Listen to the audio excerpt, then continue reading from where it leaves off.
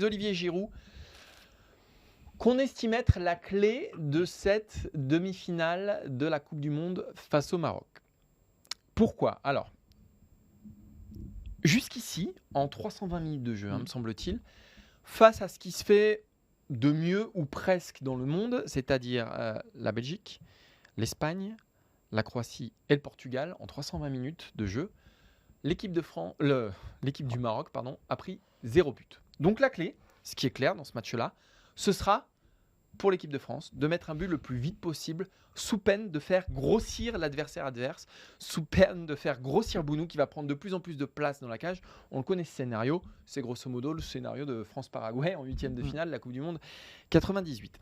Donc déjà, dans cette perspective-là, Giroud est un élément essentiel de la qualification des Bleus. Mais en plus, quand on se souvient des matchs face aux adversaires que j'ai nommés, l'Espagne n'avait pas d'avance-centre, voilà, jusqu'à ce que Morata rentre.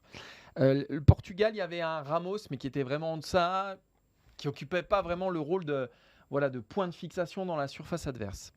Kamaric avec la Croatie, c'était moyen et on ne peut pas dire qu'il ait fait un match exceptionnel face aux Marocains. Et les Belges, ça a démarré avec Michy Batshuayi, qui est plutôt un attaquant de profondeur. Ça n'a pas marché. Mais dès que Lukaku est rentré en jeu, sorte d'armoire à glace, dont le profil est celui finalement qui se rapproche le plus d'Olivier Giroud, ça a posé des problèmes à la défense du Maroc. Donc je pense que cette équipe marocaine va être emmerdée par Olivier Giroud et je pense que c'est celui qui peut causer le plus de soucis à la sélection de Walid Regragui. Alors cela dit, ils ont un parcours formidable. Il n'y a qu'à voir les noms. Belgique, Croatie, c'est 2 demi-finalistes de la dernière Coupe du Monde. L'Espagne a été championne du monde. Le Portugal a été champion d'Europe. C'est un parcours d'exception. Voilà. Là où Giroud va être important, c'est que ce parcours aussi, il a donné du fil à retordre au Maroc. Et puis, c'est une dépense d'énergie. C'est sûrement, alors on ne peut pas quantifier ce genre de choses-là, mais c'est peut-être l'équipe qui a donné le plus de sa personne collective depuis le début de la Coupe du Monde. Et Olivier Giroud, au-delà de marquer, on lui souhaite évidemment de mettre un 5e but, un 6e, un 7e, tant qu'il veut. C'est ce qu'il va faire peser aussi sur la défense. Le match qu'il fait contre l'Angleterre pendant très longtemps, c'est pas un bon match, mais c'est un match où il va au combat tout le temps. Il use en fait. Il use. Les ballons hauts, les relances de Lloris, il y en a une qui est arrivée sur sa tête d'ailleurs, c'était exceptionnel. D'ailleurs, ça me fait penser, je crois que c'est Vincent Kompany qui disait que l'attaquant le plus chiant contre lequel il y a eu à défendre, c'est Olivier Giroud, parce que c'est un combat de tous les instants. Regardez les duels, regardez comme il se positionne, c'est quasiment, on dirait, un pivot dans une raquette de basket. C'est exactement c'est ça. Au but, je joue des coudes, je pousse, je vais sauter pour mettre la tête, et au bout d'un moment, ça vous fatigue.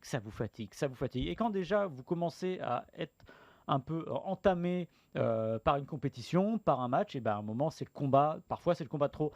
Contre l'Angleterre, pendant 70 minutes a priori, à peu près, c'est pas terrible, et puis ça bascule en 40 secondes, il y a sa reprise sortie par Pickford, le corner, puis le coup franc, le centre de Griezmann, et ça marque. Voilà.